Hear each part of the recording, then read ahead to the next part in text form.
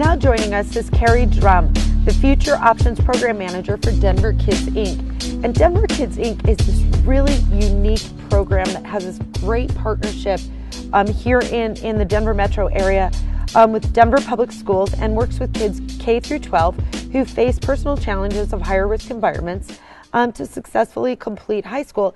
And so they're really out there looking at getting kids through high school and then getting them onto this post-secondary path to get them into jobs and other things. Kristen? Absolutely. I think this is a classic example of collaboration and how that working together you can have an incredible outcome.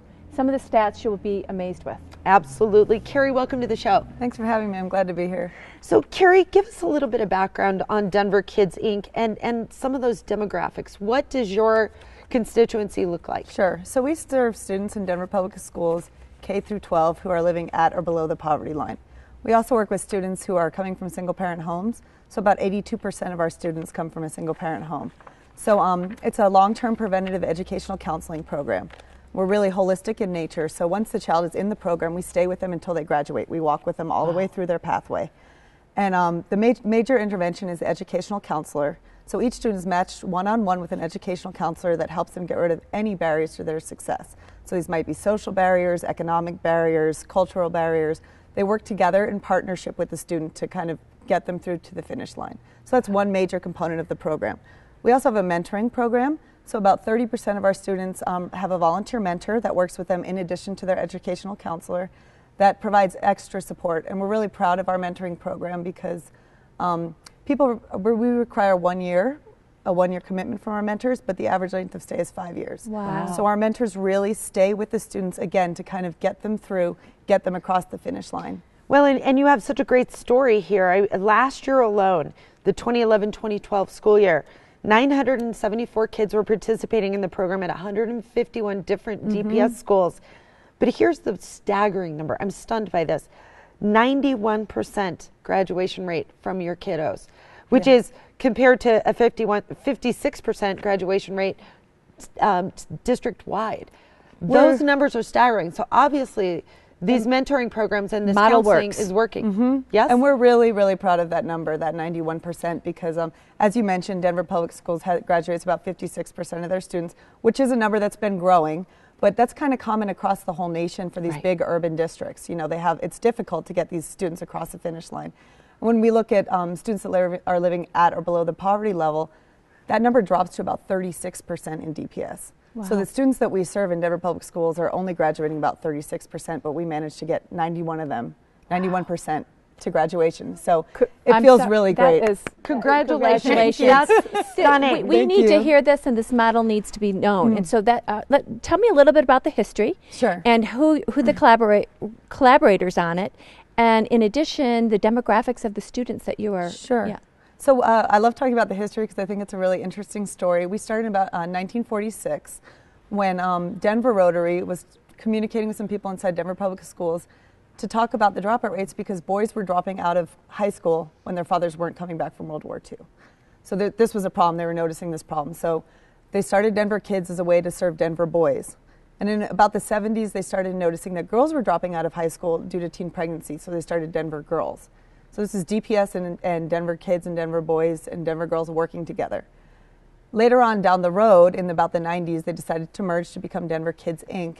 At that time, we brought a third sponsoring organization on, which was Denver Active 2030. So it's really neat because there's kind of four of us working together, Denver Rotary, Denver Public Schools, Denver Active 2030, and they all sponsor us to make what we're doing possible. Which is phenomenal. Now, how did you get involved? Well, I came from a pretty interesting background. I was an educator before. I was a teacher, and then I did some work internationally with UNHCR, which is the UN agency that resettles refugees. So when I came back to Denver, I really wanted to stay engaged in that kind of work, but I didn't know how. So I started looking around, and I found out that Denver Public Schools actually has specific programs for these types of students that don't speak English and that maybe didn't go to school before they were resettled here in Colorado. And they're refugees that have legally come over here, and they've given a second chance almost. Exactly. And now sometimes the systems across the countries have failed them because it's not the right environment for them to thrive. You can imagine how challenging it would be to come from a refugee camp and be plopped down in a second or third grade classroom in Denver. So the reason I was attracted to Denver Kids is because it does allow for that one-on-one specialized intervention. So I knew if I worked with Denver Kids to serve these students, they would be getting exactly what they needed instead of a one-size-fits-all kind of solution. Absolutely. So I started as a counselor, and now I've since become the Future Options Program Manager, because I really believe, of course, our job is to get them across the finish line, but then also to make sure that everyone becomes, productive members of society. We've got to give them a place to go. We've got to give them some options for when they're done. Absolutely. So talk about some of those recent achievements at Denver Kids. Obviously, you're making great strides, but talk about that, and what are some of the plans for the future? Sure. So we just finished a 3-year strategic development plan, which included a lot of incremental growth. So we ended up serving about 25% more students in the past 3 years than we had served before, which we're proud of, because in a time when a lot of nonprofits are really feeling the strain of the economy, we're actually growing. And we're rolling out a really exciting strategic development plan for the future. We're calling it our 2020 vision. And basically what happened is we started looking at what was going on inside DPS. Denver Public Schools is the fastest growing urban school district in the nation. Wow. So it's just growing at this crazy rate. So we know it's growing, but yet there's still these cracks in the system, especially for low-income youth. They're not graduating. So we looked at the numbers and we said there's 14,000 students in Denver Public Schools that could benefit from our services that are not receiving our services. So as we're growing, if there's all these need there and the district is growing but the needs aren't being met, what do we do? So we decided we wanted to become an impact player and really move the needle on this graduation rate. So we're rolling out this 2020 vision. We hope by 2020 we'll be helping Denver Public Schools graduate between 17 and 18% of these low-income students that otherwise wouldn't be graduating. Wow. So in addition to some of those numbers that you had in the past. Exactly. This is going to be a big growth plan. We're going to be hiring a bunch more counselors. We're going to be serving a lot more students. Right now we graduate around 50 to 60 students a year, and we want to be graduating about 400 by 2020. Which is, so is amazing. Just some statistics that you sent me earlier, which just is astounding. As Jan mentioned, that a 91% graduation rate, 38% were the first in their family to earn a high school degree. 38%. 91% of the children that you have served were below or live at at or below the poverty line. 82% live in single family homes. That to me, the most. Let me read one more. The most Denver Kids enters our program in elementary school and are enrolled in our program for the average of 6.5 years. So you see them, what we've hearing a lot, cradle to graduation or cradle to career. Yep. And this is a portion of the cradle to career. So if a corporation or business or individual wants to see this transition, they can see some real clear impacts that are making. Tremendous impacts. Well, we know that a high school dropout costs the society about $400,000 in lost wages, in social programs, in criminal justice systems. So that's a lot of money that we're spending for our high school dropouts. Now, in Denver Kids, it costs us about $8,000 for the entire time a child is in the program to get them across the finish line. Wow. So you can see the amount of return on investment that really you're getting by investing in our youth and investing in our kids. And as far as for businesses and corporations, it's really a benefit to them too, because everyone wants a well-educated, articulate workforce. So if these students do drop out, the chances of them then going on to becoming productive members of society is much diminished. And some of these kids are global citizens already, and so now putting them into the workforce as really contributors by just investing $8,000 is, to me, a no-brainer. Why are people doing that? It's not just $8,000. If you break that down even more, and you really look at that return on investment on a 6.5 year engagement. $8,000 per year. It's $8,000 total. It ends up being less than $1,200 a year to mitigate the problem of $400,000 on a dropout problem. And again, back to this 91% graduation rate, 94% of those 91% go on to some post-secondary education. So here it is again, where you're not saying you've got to go to four-year college or whatever, but vocational programs, community college programs, all those kinds of things, trades. You're really out there giving them all these options around job creation as well as personal growth, and not saying this one size fits all of you. You don't all have to go to Harvard and Yale to get it going. Exactly, and we believe that's why it works. Yeah, because when you meet people where they are and you give them what they need, they're going to be successful.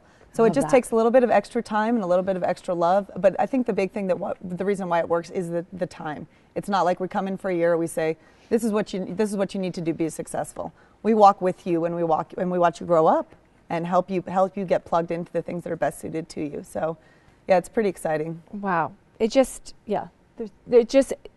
I don't think corporations and individuals recognize the importance of getting involved and looking at the impact that they can make.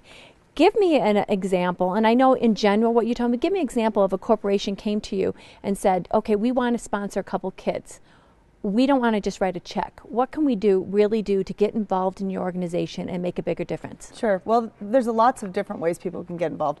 One way, in the bigger picture, is just to go out and advocate for the closing of the achievement gap and improvements in education. Anyone can do that. You don't have to come to Denver Kids to do that. Anyone can do that. Another thing that corporations and individuals can do is become volunteer mentors. So that's a one-year commitment where they come in and they really work intensely with the student in their homes and in their families. And then especially with our 2020 growth plan, we're really looking for businesses and corporations to come on board to help us with some capacity building, some financial support as we're making this big expansion. We really need a lot of members of the community to step up and say, you know what, we believe in this. We believe that these kids deserve an education, and we're going to come together to do that. So there's lots of different ways. We also always look for volunteers for our events to help us with our events. To transport kids, we're starting to develop some job training skills, so job shadowing opportunities. There's lots of different ways you can get involved. Wow. And it's pretty dynamic, Right. which that tells me that it's an organization where you you can align quite easily. Your organization your corporation or business can line quite easily into the value that they can give to you, and certainly they'll get value back because of seeing the impact and also the individual impact, the passion that you have helping a child, helping a youth succeed. Well, Carrie, how can people learn more about Denver Kids Inc. and the work that you're doing? I mean, amazing results going on at Denver Kids. Well, they can check us on our website, which is www.denverkidsinc.org. They can also give us a call at 720-423-0695, or they can send us an email at info@dpsk12.org. We also have a Facebook page, Google, So just everywhere. Just find you. Yep. And then, Carrie, the last two organizations are part of Colorado Gives Day. Is Denver Kids also participating? Denver Kids is also part of Colorado Gives Day, so you can find us that way too. That would be a great time to come and show your support for the Denver community and our youth here in DPS. Absolutely, and it's a matching donation from First Bank. So go to givingfirst.org and look up Denver Kids Inc. On their website and give on December 4th, yes? Yes, that would be tremendous. And help them with the 2020 plan. Yes. Help them with the 2020 plan. Carrie, last thought. What is the most important thing you need from the community right now to achieve the 2020 plan? Financial support at this point to roll out. We want to hire a bunch of new counselors in order to serve a lot more students. So that would be really, really, really beneficial. But just also becoming advocates for these students in your own community, in your own home, talking about the achievement gap, talking about how we're going to get low-income kids across the finish line and help them be successful. So there's lots of ways you can start. Carrie, thank you so much for being with us. Thank you for having me. And Kristen, what a great show today. It was really good. And I hope the listeners understood that if you really look at the long-term alignment and sustainability of your giving in a different way, and you try to help with these impacts that we just saw, 3 wonderful stories of how you can actually get involved, give a check, but also volunteer, and also in kind of expertise, pro bono work, and work towards the goal that they're trying to accomplish rather than just a one-time. It makes a difference. That's going to be the community change that we need. It absolutely is making a difference. Remember, community does matter. Go out there and make a change for the better.